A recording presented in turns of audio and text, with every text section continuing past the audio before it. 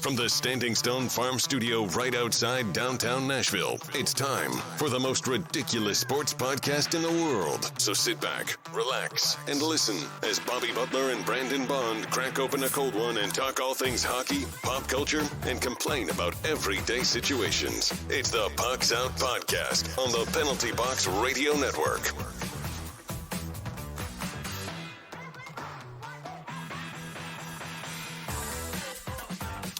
Welcome in to the most ridiculous podcast in sports and pop culture. I'm Bobby. He's Brandon. Heyo. You can find us on the three majors of social media at Pucks Out Pod. Now let's crack open a cold beer and let's get after it. Pucks Out is powered by Mayday Brewery, the official beer of the Pucks Out podcast. Join them for a Beetlejuice movie and costume party on October 9th. And don't forget, bingo every Thursday at 6 p.m. I was there at bingo this past Thursday. It was a lot of fun. You bangoed? Yeah, bangoed, yeah. Bingo, bango, bango. We didn't win, but I was like, if I win, I'm going to Kong some beers. Well, it turned it in, well, I guess I lost. I'm going to Kong a beer. You got to Kong the beer either way, right? I mean, you got to. It's either a victory Kong or it's, drowning your sorrows. Yeah, they had one of the best beers I've probably had in a decade, a breakfast oatmeal stout, which was amazing. But anyway, so I was about 15 of those deep when I found out they were like 11% beers. Wow. But, okay. Nice. Yeah. So, I mean, I had a few missed calls from you pretty late into the night. So I called you back the next day and you're like, I don't know if I need anything. I think I was just super excited about that mozzarella stick deal at Sonic. Probably so. You probably wanted to make sure you knew that you had to go to your Sonic and take advantage of that. Absolutely, man. Absolutely. But yeah, I kind of want to check out this Beetlejuice movie and costume party though. I hope they also do just a straight up Michael. When I first read it, I saw they had the poster for Beetlejuice. I saw Michael Keaton is. I thought at first it was just a Michael Keaton costume party, which would be amazing. Yeah. I mean, pretty much like Batman though, and like Beetlejuice. Otherwise, you're just like wearing normal clothes, right? Like, you can go as Birdman. Wasn't he was Birdman? I'm not familiar. It was a movie making fun of Batman. Okay. Yeah, I mean. Yeah. But yeah, I would just go as a bunch of people would also have a picture of Michael Keaton from a red carpet or just out in the street. Like, yeah, I had these are the clothes I had that he might also wear. So I'm Michael Keaton. I'm going to go as a different Michael. Be like, oh, like a Michael Strahan. I'll just paint the middle of my teeth black. Just a Michael Strahan. costume party. Yeah, exactly. You got a couple of different versions of Mike Myers. And also Mike Myers from Halloween. Yeah, I'll be Michael Jackson. Michael Jordan show up. All right, today we have got our Metro Division preview. Don't forget to check out What a Maneuver and Patreon to support the show. How are you this week, bud? I am great. We're recording a little early because I head out to Florida tomorrow when we normally record. I just got back from Pennsylvania, which on the surface, just saying that it sounds terrible, but I actually went up there for the Penn State Auburn game as I've continued to talk about. I'm just going to pretend like I haven't told everybody this for the past 4 weeks. It was amazing. We actually did get up there and went to game day. It was such a fun experience. The whole thing from top to bottom. I spent about 24 hours within the 2 days of the weekend actually just driving. Worth it. Worth every second, man. That was a great game. Great game. Obviously I wanted it to go the other way, but I was glad. I mean, it was a big game up until the very last play. So, I mean, the game was close the whole time. It wasn't a blown out. Either one way. Either way, yeah, either way. I mean, it's something that, going to Happy Valley, that's a bucket list anyway. But being able to get to see your team do it, probably never ever be able to see that again, just based on the pending conference realignments that are coming up. The fans were awesome. They were really great. A lot of orange. There was a lot of orange there. I mean, it's really hard to ruin a whiteout at Penn State. It was so cool, man. The student you saw on TV. You saw a couple small. Up in the top deck. There was a good bit. It didn't matter, man. their student section is huge. Those white shakers going in unison. Yeah. It was an experience. 109,958 people, the record. So I currently am one of the record holders at Penn State. So you might have been the one to put it over. I think that that's what they were telling me. But no, the guy, the fans around us were all jaw flapping and, giving each other hard times. But he told us, man, he was super impressed. I was too. There was a lot of Auburn fans there. He said Ohio State, usually, he's like, you guys are putting in about as many as Ohio State did. And that's like a 5-hour drive, to them. And a conference game, and so it was really impressive. Everybody was super awesome. We had a blast. I met Ronnie Brown. Got to see old Saquon at game day.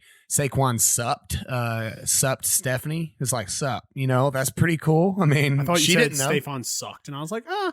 Well, he did on Thursday night, but it was a really cool campus, a really cool experience. I had no idea that Penn State University has like 46,000 undergrad. That's wild. That is a lot of folks, man. Yeah. Like I said, met Ronnie Brown. I met one of my personal heroes, the founder of Rolling Rock's daughter. We tailgated with them. They Gary and Bree, they hooked me up with Rolling Rock ponies and sliders. And so, a bunch of my mom's roommates at Auburn were there, and, basically like my aunts and uncles, because I've always hung out with them. And so they actually do a tailgate at Auburn called Tigeritaville. So all of those folks, when they come down next year for the Penn State Auburn game at Jordan Hare in Auburn, they're going to come and tailgate with them. So we're definitely planning on going out to that. Mad props. They put on a hell of a show. It was a hell of a stadium. Sucked that my team lost, but it was hard to go wrong with that. That's no one's fault, but old Bry guys. So bad play calling, horrendous refereeing on both sides of the field. As I was telling you earlier, there is no, the refs lost us that game. Yeah. No, the refs were horrible both ways. It wasn't a one-sided affair that they were terrible. We had plenty of opportunities to win that game. I think both coaches did very poorly, and Penn State was the better football team. They played better than Auburn did. It was amazing. It was quite frankly amazing to me that we were still in that game at the end. I personally, I don't understand how you don't die with Tank Bigsby. No, there's not an Auburn fan in the country that would have been upset if we run the ball up the middle, 4th and 2, and we don't get it. That happened. Yeah. But a fade route to the corner, I've never liked that. Was an interesting call. To be quite honest, when we haven't hit it all game, so just now we're gonna hit this now. It was fun. I'm famous. I'm on a local news station in Pennsylvania. We'll put that link on the show notes. So check that out. Yeah, and that way they're gonna be like, why do we have all of these people? They're like, there's this one guy in Australia that keeps commenting on it. Like, his name is Keith. He's a huge fan of something called Pucks Out Podcast. But no, man, I mean, going to game day, you talked about it earlier. You want to go to a game day. That's my second game day I've been to.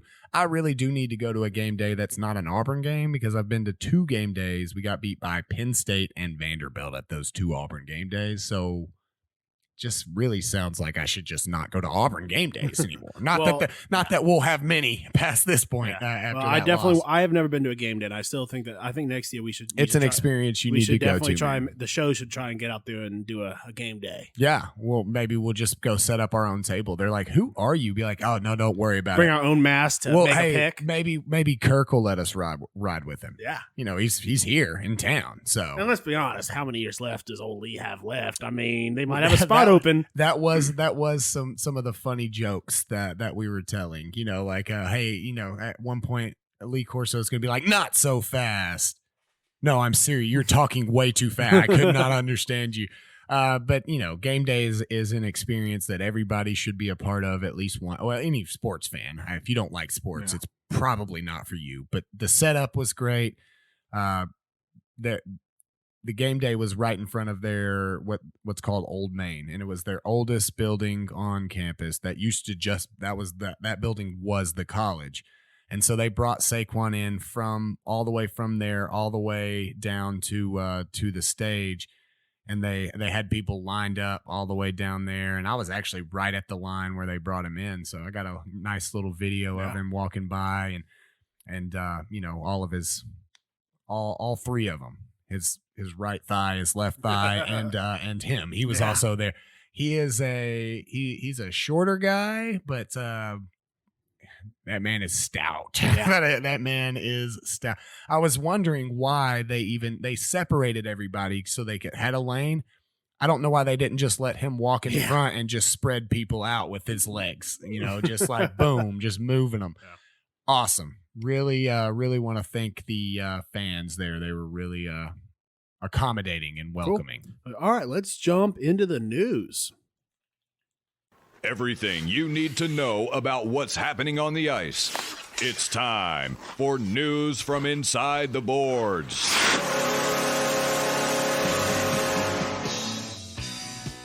All right, the 2021-22 NHL Stanley Cup Final betting odds are released for the first time this season. Coming in with the lowest odds, Ottawa plus 20,000. Well, I think I'm just going to go put in $1 on that because, I mean, I win $2,000 if Ottawa win. If you're feeling risky, throw $2 on it. $2 just be yeah. Yeah, that's pretty. That's low. That's really. I almost want to double check and make sure I didn't put an extra zero because you would have had to. Well, when I first wrote this, I put in 200,000. I was like, well, that's insane. Let me just double check my work real quick. 20,000. That's plus 20,000. That is bet $100 to win $20,000. That is insane. I mean, I'm not gonna put $100. I'm not gonna lose $100, but I'll lose $1 for it, no problem. That is I don't think I've ever seen odds like that before on a professional sports team. Yeah, I'm almost interested now to see what beats that in professional sports. I mean, that's insane. That's so low. I'm like, is that? And that's just like a website that's saying it, right? This is Bleacher Report. Okay, let me see what sites they are. DraftKings, then types at DraftKings Sportsbook, assess those factors. Yeah, that is crazy. Yeah, I mean, they got the odds here. Let's see. I'm on Caesars Sportsbook right now.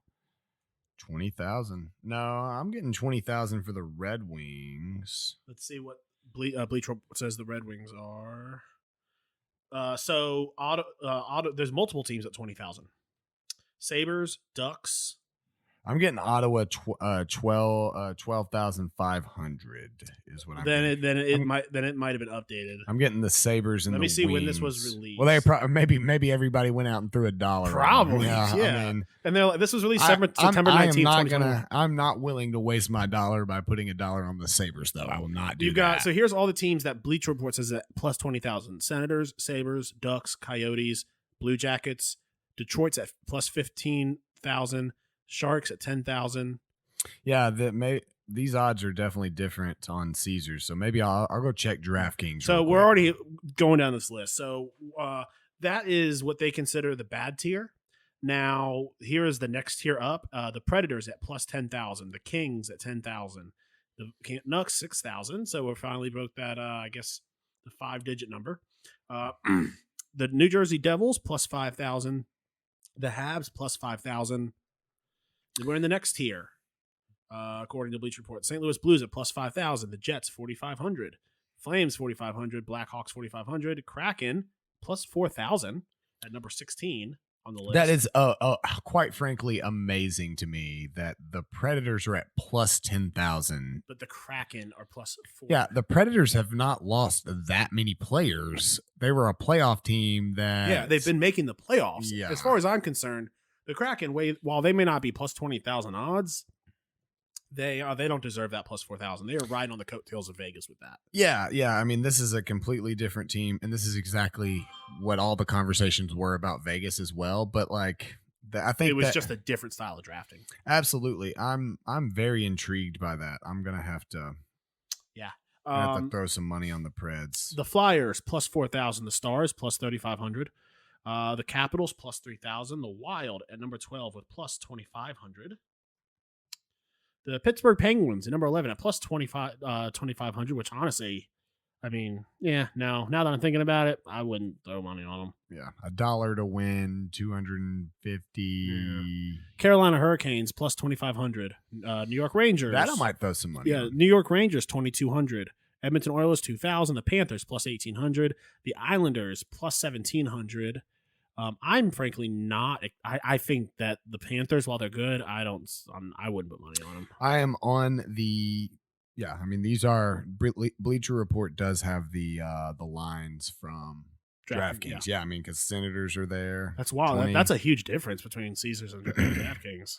Yeah, I think that it's just how they want to take your money, I guess. Yeah. They're going to get more dollar bills that way on DraftKings. Yeah, I am going to put a little bit of money on the Predators at plus 10,000. I mean, that's worth it right there. I mean, now we're in the top 5. Boston Bruins at plus 1,200. Maple Leafs plus 900. The Lightning, the reigning champs, plus 700. At number 2, the Vegas Golden Knights at plus 700. The number 1 with the best odds, the Colorado Avalanche at plus 475. I just love how the Maple Leafs are plus 900. If you told me that the Maple Leafs came here at plus 30,000, I'd say, I mean, yeah, got to earn it. Got to show us something else. My thing is, I would say plus 9,000 right now for them to win a playoff series. Okay. Yeah. And then I would still be like, I don't know. That is really high for a team that hasn't shown anything yet. I do like the Islanders at plus 1,700 though. That seems like good money. Hard to throw your money on Tampa, right? I mean, we talked about it in the fantasy show. Hard not to or hard to? Hard to for me. I mean, we talked about it. The 2 years that they've won it. Okay. Shortened seasons. We've never yet seen them do it in an 82 game season.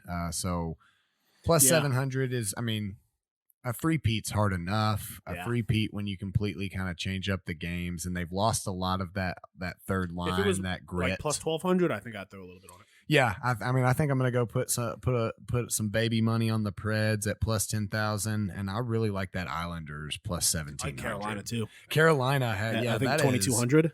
Oh man, those are really good for some outside chance team.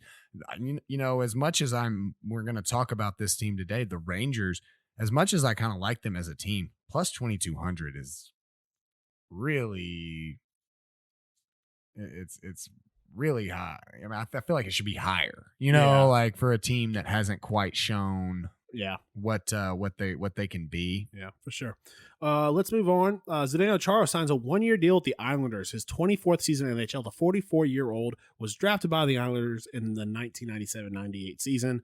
So you have to think that he's just going back there to end his career, which is weird because, I mean, maybe he just wants to play, but when I think of Zdeno Chara, I don't think many people think of him as an Islander. Everyone would think of him as a Bruin, right? I don't think this is I'm going back home to end my career. It might just be that they're the only ones willing to give him a 1-year contract. Maybe. I mean, I have no idea what's going on. Maybe he just really hated Boston. Yeah, I mean, I think that it's literally the best team for his style of hockey. I mean, he's gonna be doing great under Barry Trotz. I think that's a really great addition to bring into the Islanders, a cup winner that has that experience. I think that's going to be super. Just like I think Duncan Keith was a great get for Edmonton, although I hate the contract they're having to pay for it. I think that kind of brings in some leadership to a lot of youth. So, all right, the TV schedule has been released for the upcoming NHL season. The link for it will be in the show notes. The season will begin with a doubleheader on October 12th with the Pens versus the Lightning at 7:30 Eastern time. Then the Kraken will play the Knights at 10 p.m. that night. I'm so excited for the season to start. 103 games will be. What season? I'm just kidding. I mean, clearly pumpkin spice season. 103 games will be televised across ESPN, ESPN Plus, Hulu, and ABC, with 75 exclusive to ESPN Plus and Hulu. 28 exclusively on ESPN and ABC, and 1,000 out-of-market games available on ESPN Plus. This will include games on Tuesday and Thursday throughout the regular season, and exclusive games on Plus and Hulu every Friday until January, then every Thursday. So that was a lot of details thrown at you, but pretty much if you want access to the games, you're probably going to have to get that ESPN Plus bundle or whatever. Yeah, it's not super. ESPN Plus isn't super pricey though. Yeah, I don't think it is. I think you can get it, and you can get it bundled with Hulu and Disney Plus. Yeah, I mean, if you already have the Disney and Hulu Plus, I mean, it's just worth throwing it in there. It's not going to be that much more. And then the TBS, with their side of the deal, they will televise all Stanley Cup final games in 2023, 2025, and 2027. One conference final series each season, and half of the first 2 rounds of Stanley Cup playoffs. So they're just trying to get what they can. They will also have 72 regular season games, including the Winter Classic in each of the 7 seasons of the deal. So the next 7 Winter Classic deals.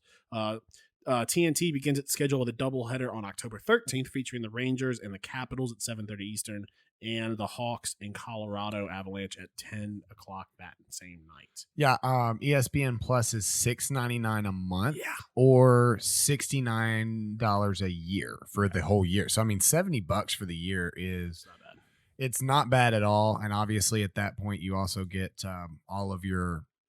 all those stupid articles that are like ESPN Plus only and all that stuff. I mean, and especially with this, I mean, because they could probably arguably charge $15 a month for it and get it. People would pay for it, but that's awesome. We've been excited that ESPN is going to get some hockey back, and maybe that means that SportsCenter can come back and be a real SportsCenter again. You know, I feel like this is good, and I always have enjoyed Turner's coverage of things. I mean, they do such a great job with the NCAA tournament. I think that hockey coming out to everyone and kind of going a different direction than NBC, who was a little close to the vest with it. I'm excited. I don't know about you, but I'm excited that NBC lost that contract. Yeah. All right, so let's move on to outside the NHL. Now that you know what's happening inside the boards, time for the rest of the headlines with news from outside the boards.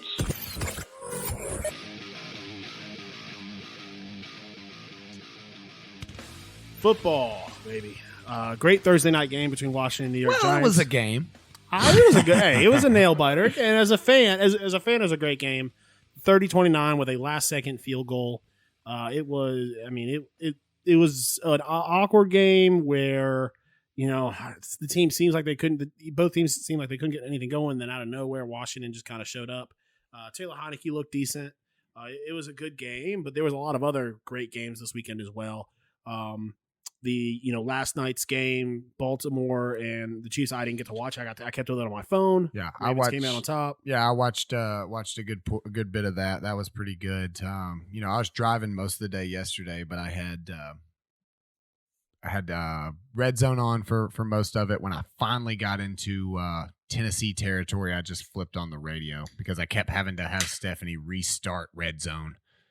It was giving me problems, but that Tennessee game was a great game. I mean, I was very, very surprised at They how turned that it on in the out. second half. They really did.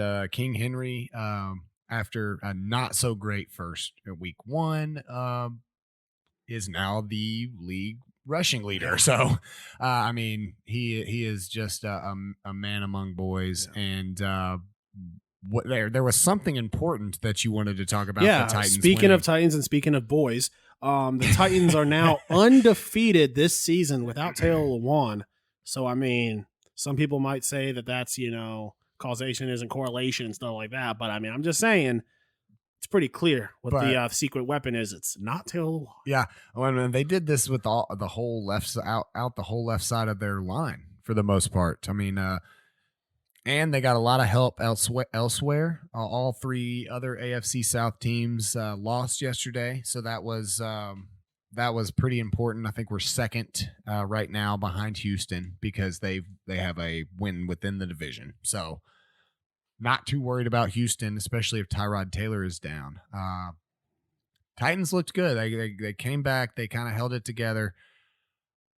I mean, glad to have Julio. I mean, that man had 100 yards in the first half. AJ Brown was struggling yesterday. He was, I'm sure he had to deal with a lot of. Again, I didn't get to see it, so it's a lot different. A lot of balls, doubles. right? A lot of G dropped a bunch as well. A bunch that were right in his hands, and like he wasn't even trying to catch it. He was like he had some right in his breadbasket and just dropped him. But I mean, he'll come back. It's AJ Brown. He'll come back. Yeah, I mean, if you can, he'll have the memory of a goldfish. And he'll come back. You can win that game with AJ Brown not having a great game, us turning the ball over, Tannehill turning over for his third fumble loss of the year, and still come back and win in a really, really hostile environment, arguably the most hostile NFL environment in the league. I don't think that there's obviously a couple that are a little more hostile, but the 12th man is always there to play. So so a very impressive win to have to travel across country and be able to beat a pretty good Seahawks team. I mean, Tyler Lockett went absolutely off. I mean, Chris Carson didn't have a bad game. Russell Wilson looked pretty good. And the Titans struggled immensely in the first half. That's what's more impressive to me. It wasn't a close game the whole time. They went into halftime down 15. King Henry put them on their back and said, "Let's go, boys." Yeah, I mean, then that's what you need. That's why you gave him the money that he was worth there. They didn't, other players didn't lose them the game. That was important. McNichols was had some pretty impressive spots, but lots of good football games yesterday.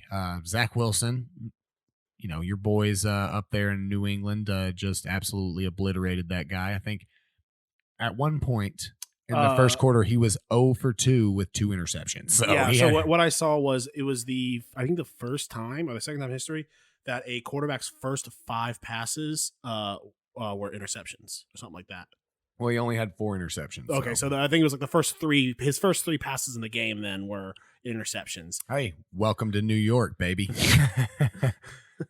All right, let's move into our main topic of the day. This week we are talking Metro Division preview. We are going to start it off with the Columbus Blue Jackets, where we might be going to see a game this season if the schedule works out. And so last season, 18, 26, and 12 with 48 points. 8th in the Central, did not make the playoffs. Significant gains, Jacob Voracek, Adam Boakfeast, and Jake Bean. Their losses, Michael Delzato, Cam Atkinson, and Seth Jones. Ton of offensive upside with new head coach Brad Larson, as he might be able to turn things around if Voracek and Bjorkstad can get things going. And they have 2 solid scoring lines. Liam Foudy, 21 center, shows a lot of potential down there in Cleveland in the AHL.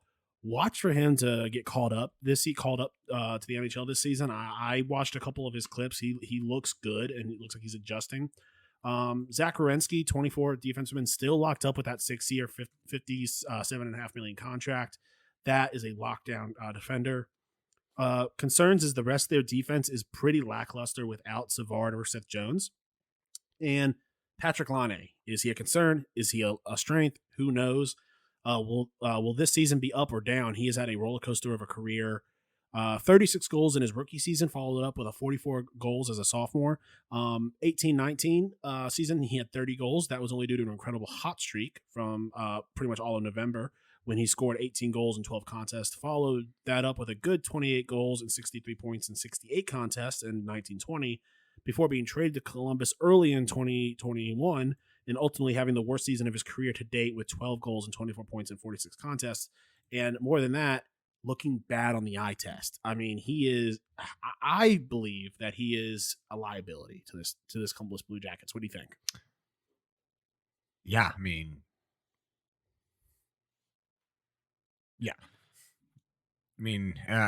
we've talked about this at length on this show. I mean, he has been inconsistent. He has not been able to reproduce what we saw from him in that rookie season. I mean, and it's sad because we've talked about him potentially having that chance of being one of the greatest scorers that we've ever seen play the game, especially us younger hockey fans that haven't watched this game our whole entire lives.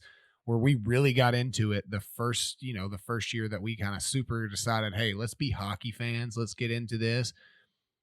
And we got to see, Austin Matthews score 4 goals and him score 4 goals. And it's like, oh, we're seeing the future of this sport, one of which has really taken to that and has really become that superstar that we knew he could be. And then the other has been the exact opposite of that. We said, well, maybe it's, what's happening in Winnipeg. Well, it's Winnipeg that's the problem. And then it's, then it follows him, and it's not.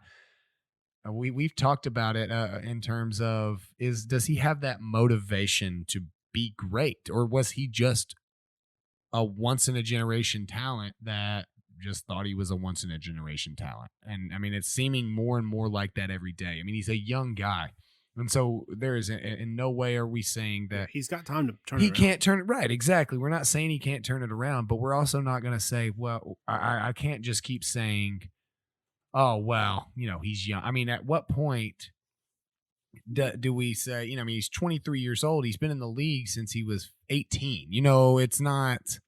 Yeah, he's still young, but I mean, it's hockey, and I just don't. I personally just don't get it. I mean, you and I, you're only young in this league for a little bit, right? Before it becomes before you only get a chance to play when you're older if you perform well when you're young. Yeah, I mean, he made it. You made it. You've done what you needed to do. You could be poised for hundreds of millions of dollars throughout your career, which will buy you all the Fortnite time in the world, all the time you want. I mean, I'm just not really sure that I understand, and it sucks because I mean, we could be watching something great just go down the drain. And I mean, we joke about it like we would never be able to put in the work to do something like being a professional athlete.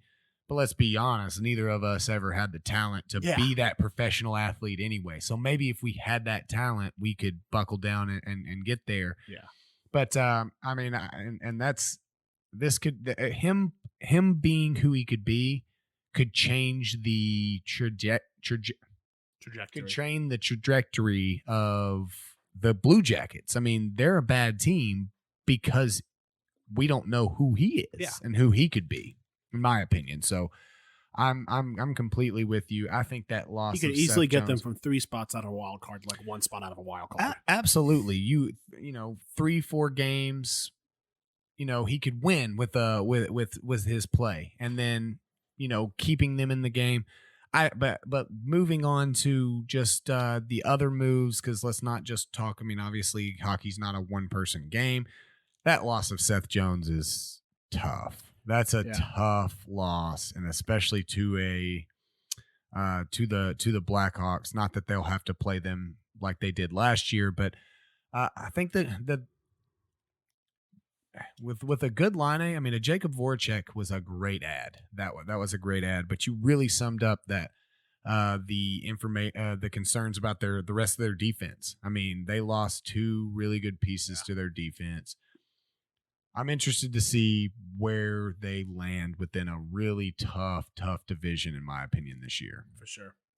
All right, let's head over to those bunch of jerks over in Carolina, the Hurricanes. Last year, 36, 12, and 8 with 80 points. They were first in the Central. They lost 4-1 to Tampa Bay in the second round.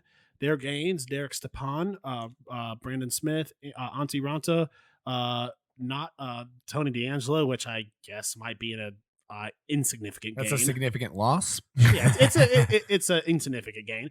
Ethan Bear and Freddie Anderson, their losses.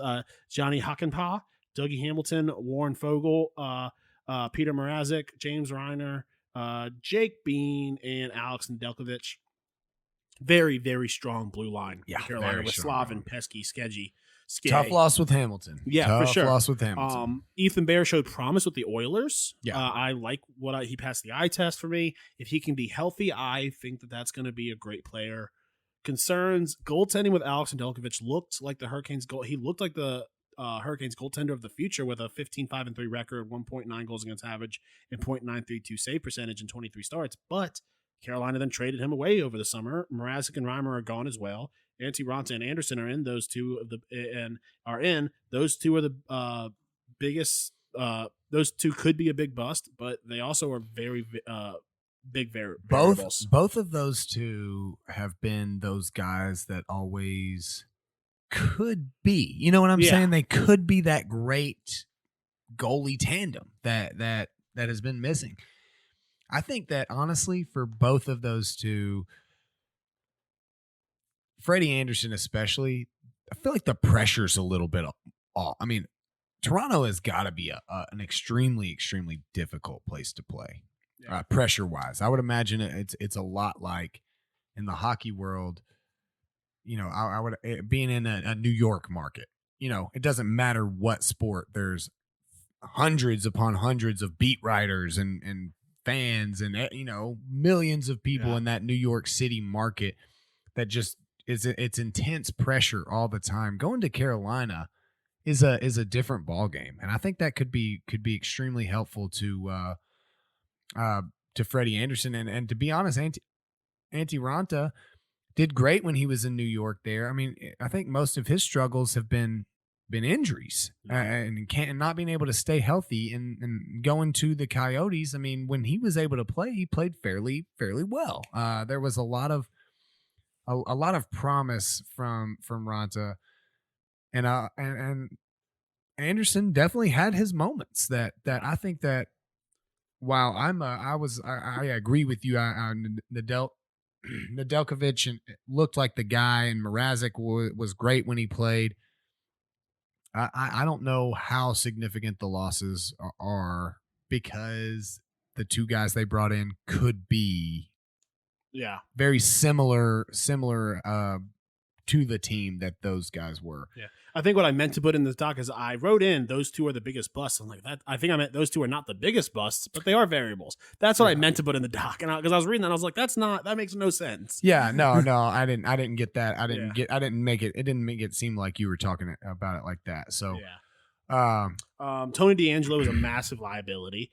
And was a very questionable signing to replace the very talented Dougie Hamilton. Though the way he, his biggest problem being in New York was how he acted, and it may fit right in, at least for the fan base in Carolina. Yeah, they may love him down there. So maybe this is his time to shine. So my outlook, and I forgot to put this up with Columbus, but I believe they make the playoff. Honestly, I can't give a reliable outlook as far as how far they go in the playoffs right now until I see more from their goaltending. To backtrack to the outlook for Columbus, I believe they missed the playoffs this season. Oh, yeah, no, I agree. Columbus missed the playoffs. I mean, we all know. Well, at least if you listen to the fantasy show and this show as well, we all know how I feel about Sebastian Aho and what I think that he can do. I think they make the playoffs too. I do think that this team is weaker than it was last year. I agree. Yeah, I think their losses, I think their gains don't outmatch their losses. No. I do believe that Aho could be in for his best season ever. Yes, I think he makes absolute strides, and I've talked him up. Playoffs. I don't see them going. It's hard with that. It's hard outside Iowa to see them going past the second round, depending on their matchup. I agree, and this is they're in a different division this year. Yeah. They're in an absolutely different division this year. I think they're making the playoffs too, but I would not be surprised if they missed. If we're being honest, I don't think they're going far. I agree, though. I think Aho is in for his best season. He's one of my guys in fantasy for last week's show, but being a great fantasy and having your best fantasy player and having the best season you've ever had doesn't necessarily translate to your team's going to be the best. So we'll see. All right, let's move on to the Capitals. Last season, 36-15-5 at 77 points. Second in the East, lost 4-1 to the Boston Bruins in the first round. Significant gains, none that I could really see. Significant losses, Brendan Dillon. Even with an aging offensive core, they are still one of the best at scoring. Tied fourth with Florida Panthers last season with 3.36 goals per game. Name one good scorer on that team. You caught me. Beyond Ovi, Backstrom, and Oshie, there's three. They have Kuz and Mantha, as well as Tom Wilson, who can get physical but easily score 20 goals. I if I'm being real, I don't even know who any of those guys are. They're these. Are they new? I think they're AHL guys. They're just brought them up. Maybe beer Okay. league guys. I don't know. I really agree with the concerns you have down here. Age is always, I mean, Yeah, you know, with age comes issues. Can they keep their prolific offense up without big pickups? Goaltending, they have unfulfilled promises with Samsonov, 2.69 goals against averages and .902 save percentage in 19 games, and Vanacek, 2.69 goals against and .908 save percentage in 37 games. This team was driven by offense. When that failed them in the playoffs, they had nothing to fall back on. And with that age, you're going to start finding that the later in the season, later in the playoffs, it's going to get harder for them. And I'm very surprised at this team who has been in win now. They won it a couple of seasons ago, that they made no big pickups.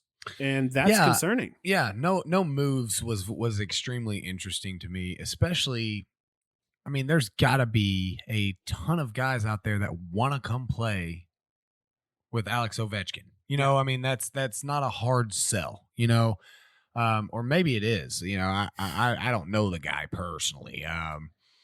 But I'm with you, man. I think that each year that passes, that age question kind of comes up. That series, I think that throwing it to they lost 4-1 to the Boston Bruins. That series could have gone either way. It could have been easily, in my opinion, 4-1 for the Capitals if a couple of different things happen.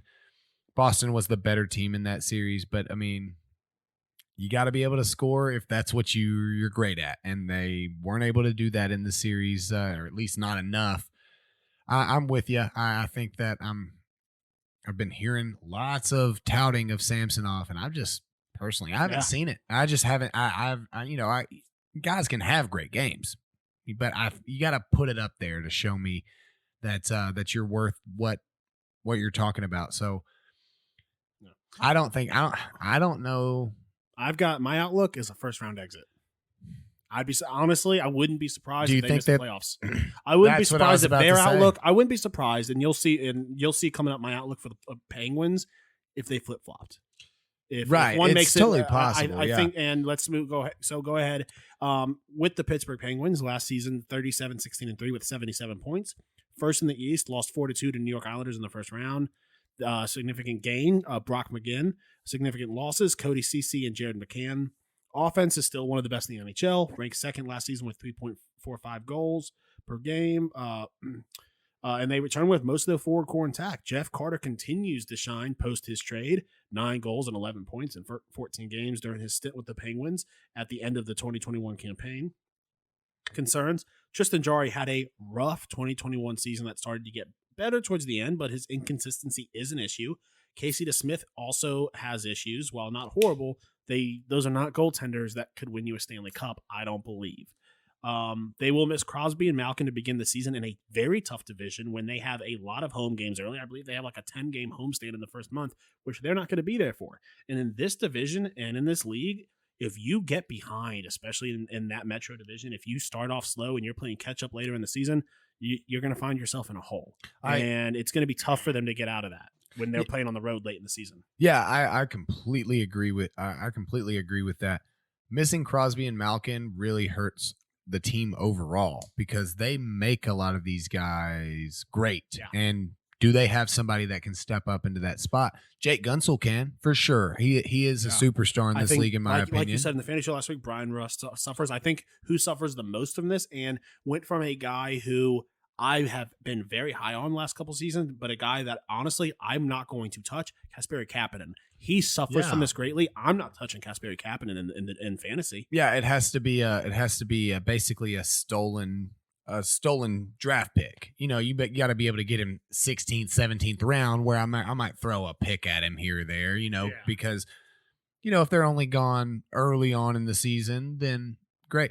But Malkin did not have a great year last year. He kind of was missing a lot of the season. Injuries played a part of that, but still, when you're injured, you're not playing, And that's just when they get back on ice. Who knows how long to the back game shape and game ready after they get back. That I'm not as much worried about as much as I am. My biggest concern is that is Crosby's injury. I think people aren't recognizing the severity of this injury. It is a bad wrist injury that he's been playing with since the 2016 season. He could have very highly damaged the ligaments in his wrist playing with an injured wrist that long. Honestly, there is a chance to listen. Sidney Crosby is a generational talent. None other like him. As much as we hate him, we're not but idiots. At the same time, that wrist has so much to do with your shot that there is a chance that he is going to have a hard time getting back to passing and shooting once he's even allowed back to start that. Clearly, he's going to have the best medical staff in the world with him. But I don't think he's going to be. How old is he now? 34. 34. I was about to bring that up. I mean, 34 sounds, that's young. In the hockey world, when you've been playing since you were 18, that is at a highly competitive team. Highly competitive team. So you're playing a lot of games every single year. Ton of minutes. A lot of minutes. Head injuries have been a concern throughout his career. A wrist injury is a tough thing to go through. I mean, 6 weeks at least, and that's has the surgery happened yet? Are you able to see that? Has he even had surgery yet? While you look that up, I will say that my outlook for them, I have is missing the playoffs. I think that they are going to get off to too slow of a start, and they're not going to be able to come back in the second half post All-Star break and be able to push to make the playoffs. I'm not seeing whether surgery has happened or not, but I mean 6 weeks is a long time. That's a lot. Now it is an 82 game season, so maybe it's not the 56 game season. 6 weeks in a 56 game season would have been I feel like nearly impossible. I think you're right as well. I don't think they're going to make the playoffs either, but I would not be surprised. And clearly this is conjecture, but the fact that he's had this since in 2016 to 2015 when they were in the middle of their cup run, do you think this means that they understand that they are getting close to it? Like they kept him in so that they could get the most value out of their window, and now they recognize that let's get him better now. So when some of these young guys are up and ready, we can be ready for our next window without Crosby. I feel like that could have probably been a mutual decision for both parties. I mean, I don't think that he would have risked his entire career for 4 years. I mean, he was 30 years old when this happened, 29 potentially, depending on actually when it happened. I mean, they could have been a medical thing where they're like, I mean, you can play. It's gonna keep building and building, and where at some point it's gonna be inevitable. Where you playing is not gonna damage it more. It's just gonna continue to be there. That absolutely could be the case, and he is the type of guy that I absolutely believe would made that decision. To keep it. But if it's a 6 week injury, doesn't it make more sense to do it when you're 29 and your body is going to recover a little quicker, in my personal opinion? Yeah. Philadelphia Flyers last season 25, 23, and 8 with 58 points. Result 6th in the East, did not make the playoffs. Their gains: Keith Yandel, Martin Jones, Cam Atkinson, Rasmus Ristolainen, Ryan Ellis. Losses: Brian Elliott, Voracek, Shane Gostavere, Felipe Myers, and Nolan Patrick. Potential on both offense and defense if they can stay healthy. Ellis is a good top pair blue liner when healthy. Him, Provorov, and Sanheim make up a good decor at a very low cap. Ristolainen's issues is that he was, in my opinion, overused with the Buffalo Sabres. So using him as a more limited role, asset could help him. While Hart struggled last season, I believe he has a ton of potential. Concerns: all of their goaltending eggs are in this Hart basket, though. If he has issues, then they turn to Martin Jones. Yikes. Yeah. Or, I mean, was Martin Jones a victim of playing for the Sharks? I mean, that could, because Martin Jones had some good seasons, some really good seasons. Really, really strong decor though. It is hard. I think we both were very surprised that they missed the playoffs last year. They started strong. Yeah. They looked like a team to beat, and lost that water bet. Yeah, exactly. I mean, I'm always we're on that same water bet, Davey and I. So I think that's a water bet we made for like the next decade. Columbus Flyer. I forgot what specifically it was. I knew who you goes were on further the in the playoffs. But they had to make the playoffs was the thing. I'm gonna keep winning that bet, I think is what it is. No, I really think you have them missing the playoffs. I think that they might. But honestly, I think that they could slide in, man. I think they need help with struggles from other teams. Absolutely. I don't think they're going to make it in on their own destiny. I think they're going to need someone to help them. Well, I mean, every team. I mean, there's a couple. Unless you're in the first, unless you're like in the first two slots. But yeah, I think early on, that early season is going to be very crucial as always. But the Flyers' problems have generally not been starting the season strong. It's been finishing the season strong. That's where they've struggled the past few years. Is their backstretch. So which is why I think injuries are going to play a big role in this team this season. I mean, Ryan Ellis, we've seen him. You know, we know him. We've seen him in Nashville so long. He is a great D guy, but he does struggle from injuries. I like D guy. It makes it sound like he's like a stripper or something. Like he's a D boy.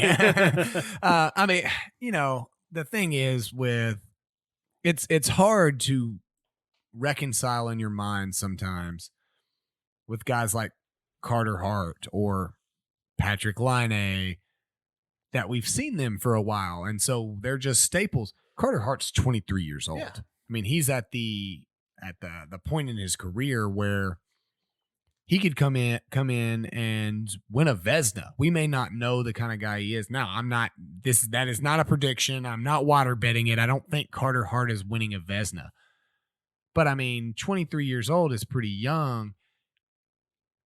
I mean, I think that they're going to be right there on the cusp. I think that they're going to be in line for a potential wild card spot. I don't think they're going to win a spot from the division, but I don't hate a backup in Martin Jones. You know, obviously I wouldn't like him if he's their starter, but there are definitely worse backups than you could have than Martin Jones, a guy that has got Jordan Bennington. Well, true. Fair enough. So, all right, the Rangers last season 27, 23, and 6 with 60 points, fifth in the East, did not make the playoffs. Their gains: Patrick Nemeth, Barclay Goodrow, and a lack of Tony DeAngelo. Significant losses: Pavel Buchnevich, veteran core with Zibanejad, Panarin, Buchnevich, and Strome led this team to a 3.14 goals per game last season, which ranked 10th in the league. The young guns of Ladrenier, Kakko, and Kravtsov should step up and fill the gap with Buchnevich there. I'm sorry, with Buchnevich not there. What was that? What was that first one? The young guns, Ladrenier. Yeah, I think that's how you pronounce it. Oh yeah. I'm just seeing a missing Lafreniere. That's what I meant to put. Okay, I was like, I don't know this Ladrenier kid, but I obviously thought he was important enough to type him. I put that at D. Sure, and I was like, and you know, I mean that, but honestly, sounds like a solid name. Yeah. I would have literally never questioned it. Honestly, I'd probably be sitting around with my buddies or something and be like, hey, where the heck is Ladrenier been, dude? I mean, yeah, that D and that F got. I was like, yeah. So Lafreniere. I'm creating a guy in NHL. You know, Pete Ladrenier now. Ladrenier. What was it? I said last week? It was. Was it Tom? It was either. It was Tim something, but I was like Stutzel, Tom. Yeah, I was like, I'm not seeing Tom here. So we got Tom Ladrenier. He's got. I look, bold prediction. Tom Ladrenier leads the team in goals. Yes. So Lafreniere, Kakko, and Kravtsov should step up and fill a gap with Buchnevich no longer there. They picked up some grit in the offseason with Reeves and Gaudreau. Concerns, not a lot of major weaknesses to be completely honest, but they are facing some major cap issues soon, so their window may be closing early. They need to be in a win now mode. I said this in the fantasy show, and I feel like you did not add, in my opinion, the biggest significant gain, and that was Gallant. Yeah. Gerard Gallant. Gallant it was a major That is a change there. major add. A coach that can win, that can take some young talent and push them forward. I'm high on the Rangers as well. My outlook for them makes playoffs, second round exit. I think they can make a run. I think it really depends on positioning within the playoffs. Yeah. I would be, I mean, because teams can make runs if they get the right matchup for sure. I think I'm trying to think in my head. I don't know who takes that first spot, but I think that the Rangers need to either get that second spot or that third spot. I think that they will need that help of not having to play the first place team, whoever that may be. And in my head, I'm like trying to go in my head and think who's gonna be first in this. I think that the Islanders are gonna take the top spot I honestly I think the first round could be Islanders versus Caps, with the Caps being in the wild card. Yeah, that last wild card spot, definitely that could definitely happen. I think that this and then Rangers versus Carolina. I think that this is the year for the Metro. There's going to be a changing of the guard, for sure. I can see. I would say Islanders, and my second and third spot, in my opinion, would be the a toss up between the Rangers and the Hurricanes. Okay. Literally a complete changing of the guard. Yeah. So speaking of the Islanders, last season 32-17-7 with 71 points. Fourth in the East, lost 4-3 to the Tampa Bay Lightning in the semifinals. Significant games. Richard Panik. Losses. Nick Leddy and it's actually Panic. Panic at the disco. Is there was a lot of fantasy teams Yeah. that did that. Panic at the disco. Yeah. Significant losses. Nick Leddy and Jordan Eberle.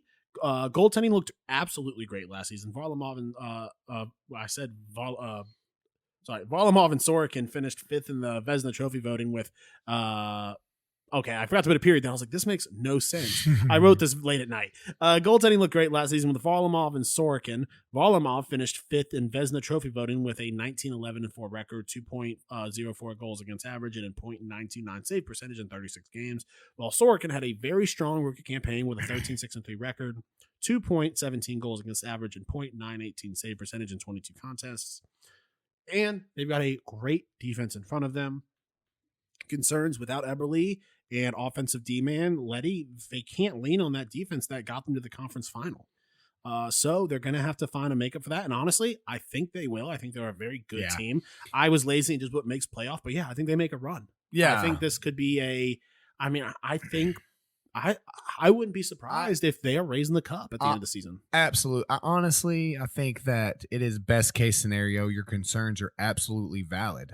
The offensive D-man, always important. Nobody's denying that. Yeah, and these are. But if you want to be a team, my concerns with them are very. You can tell. I barely wrote anything on their concerns. Sure. I just tried to find something. Right. Well, I mean, yeah, that's what, and that's what I'm saying. I agree. I mean, obviously, those could be concerns. But if there is anywhere that you want a concern without having an offensive D-man, it's playing under Barry Trotz. I mean, that's the place where we've seen him go far. Winning games 1-0, 2-1. That is the best case scenario, is that Barry Trotz doesn't have a big time offensive D-man. Yeah, and I think Ryan Pulock is going to be have a really good season this year. Barzal, I'm big on him. I think he's getting a little older, a little more mature. Eberle was a loss, but they were doing really well before that trade for him. And now they have a veteran leadership in that locker room with Char coming in. I agree. Yeah, I think that I'm not worried about that. I think that, and as I said earlier, I've done it before. I've lost money talking about betting on the podcast. I'm going to put some money on the Islanders to win the cup. I think it's smart money to lose if it happens. Yeah. So. The New Jersey Devils, last season, 19-30-7 with 45 points. 7th in the East. They did not make the playoffs. Gains, Thomas Tatar, Dougie Hamilton, Jonathan Bernier, and Ryan Graves. Significant losses, Will Butcher. the young guns, the young guys will decide the fate of this rebuilding team. And they don't have Ladringer, though, is the problem.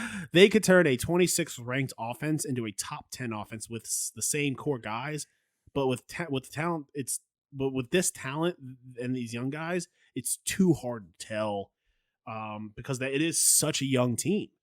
Clearly, Dougie Hamilton is a massive pickup, probably in my opinion one of the biggest pickups of the offseason.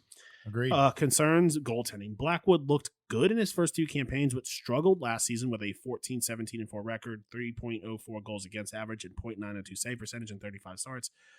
They signed Bernier, who minded the net for the Red Wings. Is it? I'm sorry. Bernier. Is it I think it's Bernier. Bernier. I'm not positive on that. I'm not correcting you. I was just asking. Yeah, I think it's Bernier. Yeah. Signed Bernier, who minded the net for the Red Wings. So was he and the team bad, or was he a decent goaltender with a horrid team in front? I think he did. He played for Florida before then. I'll look that. Didn't he play with Colorado for a little bit? I think he's been a kind of a journeyman, yeah. Yeah, but either way, didn't look great with, but again, his stats could have been, underinflated with Red Wings because they're Detroit. The outlook for Devils is they'll miss the playoffs, guys. I mean, I think they're going to miss the playoffs, but they will improve. They are middle of a very big rebuild, and I believe they are doing the rebuilding process very well. They're not doing this bullshit competitive rebuild that David Poile is doing in Nashville. They are getting the picks. They are bringing in veteran players. They are ramping this. This will be a short rebuild, relatively. I think they've been in this for about 4 or 5 seasons now. But I like the outlook of this team long term. I do too. I think if they can keep these young guys together and moving forward. It does seem like some of these young guys are moving forward.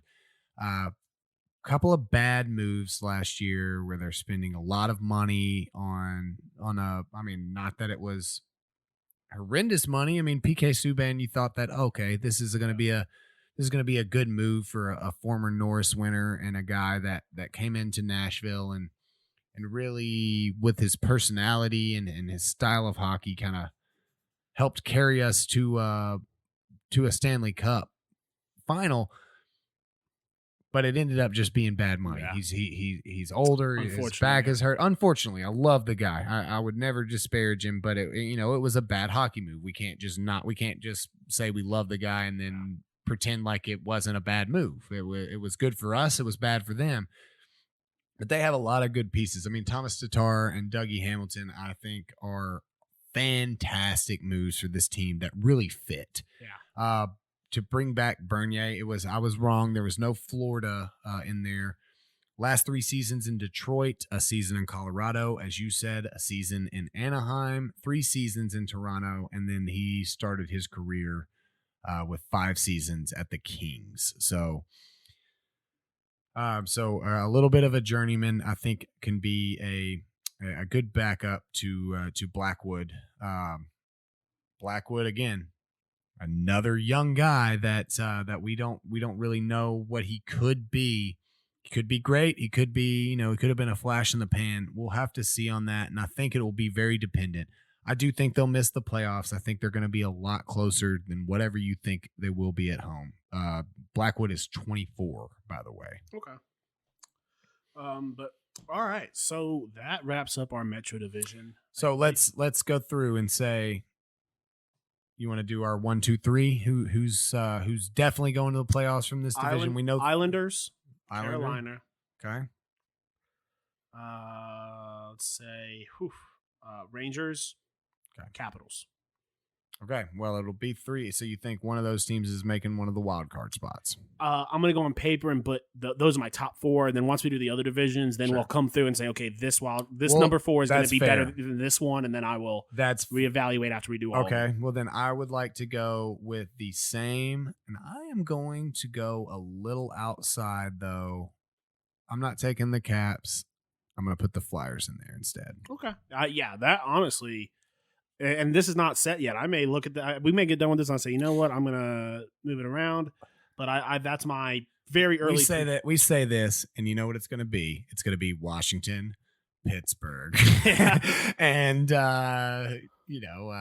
else we got? I think that either way, I think that the Islanders are in no matter what. Sure. In my opinion, but I would not be surprised if we had Washington 1, Pittsburgh 2, Islanders 3. But I am going to go, like I said, a changing of the guard here. Caps and pins are out in my mind. All right, let's move into what's snapping your stick. Bobby and Brandon are about to find out exactly what snaps their sticks.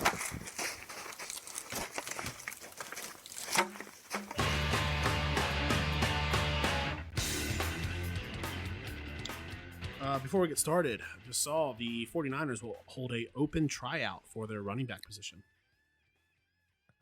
When? I'm thinking about driving out. Starting open door as of this morning. Since you're throwing new, That's wild that there's a lot of free agent running backs out there. Do you think Mark Wahlberg is going to try out? Since we're just throwing out random news out there. I just feel like they post that and literally as the guy hit send, Tim Tebow's just, hey, I'm here. Knock, knock, knock. Hello. Since we're throwing out open, just wild news, I did want to say that, we talked odds on Stanley Cup, outright betting. The best odds are definitely on FanDuel. So if you have access to FanDuel, that's probably going to be your best odds. Colorado's at 550. Islanders are still at 1,700. The bottom of the bracket don't. If you're trying to go with like the Senators or the Sabres or the Blue Jackets, go to DraftKings. But there are definitely some better. I mean, the Kraken are at 4,800, which is a little more correct. But if you're going to the top of the bracket, I think the Predators. What am I missing here? The Predators are at 8,500. So if you're trying to go with one of the top teams of the bracket, Avalanche 550, Tampa's a little lower at plus 600. The Golden Knights are 700. Maple Leafs are 1,200. Bruins are 1,400. Islanders again 1,700. Don't like the Penguins at 2,000, but Panthers 22, Hurricanes 22, Rangers 24. So it kind of really depends on what you're trying to go for. If you're trying to go for one of those lower teams. But anyway, what's snapping our stick? I'll start us off. I was heated when I got here today. Funeral processions. I hate people dying, dude. How dare? First off, why? Why does everyone need to get there at the same time? You tell people when to get there, and if they don't get there on time, they clearly didn't love that person enough. It's just as simple as that. It's easy. Honestly, the lawyer should be there, and that should be how the will is determined. Yeah. Of who gets to the place first. Yeah. The burial grounds. It's like that movie Rat Race. Cemetery. Yeah, exactly. Yeah. Rat Race. That is how all wills should be determined. Like anybody can show up. But yeah, no. So first off, I don't even like it when cops are escorting them. I still think it's BS. This one, there was no lights on the. Except for when going to my house on McCory Lane where we have the military cemetery.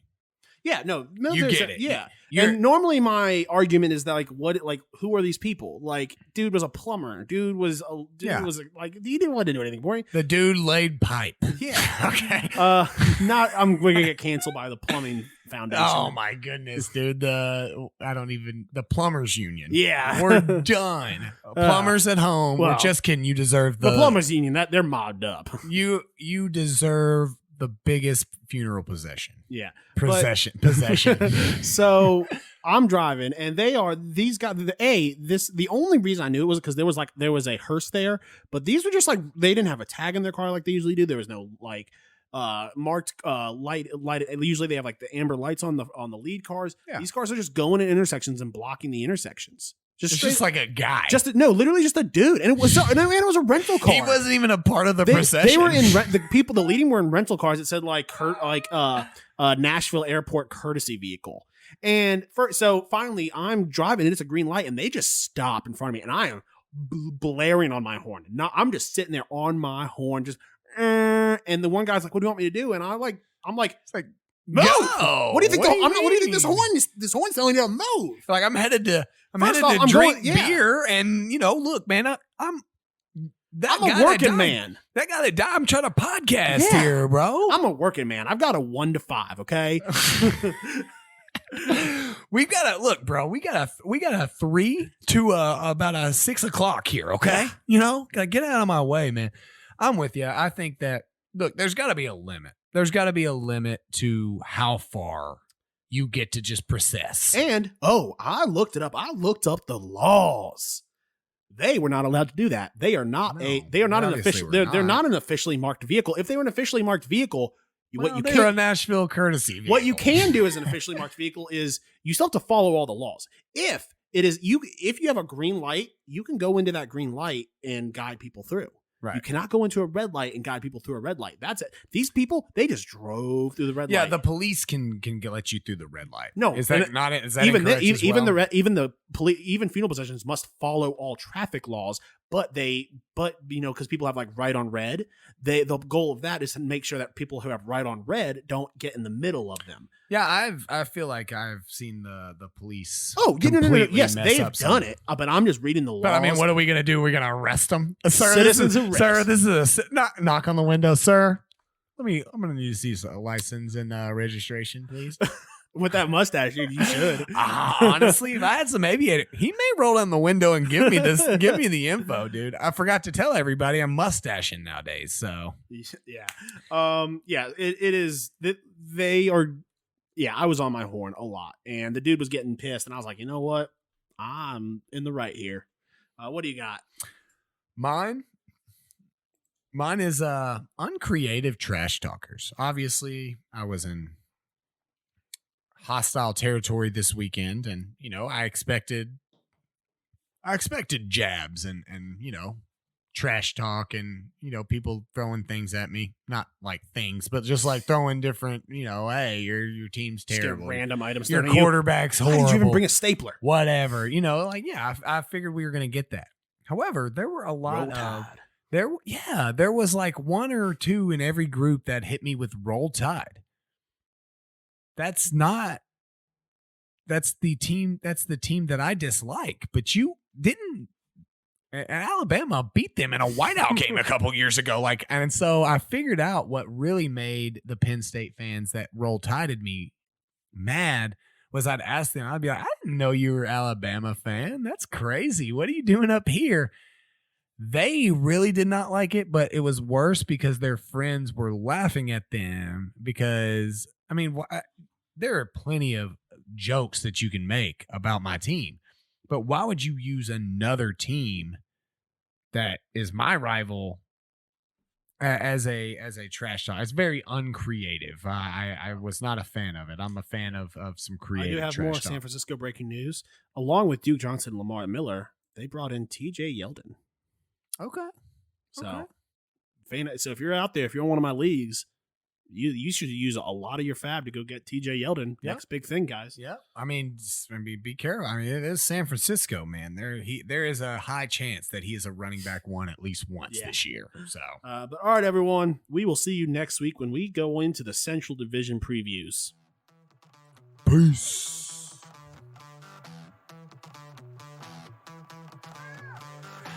Thanks for listening to the Pucks Out Podcast. To see what other ridiculousness the guys are up to, check them out on Twitter and Instagram @PucksOutPod.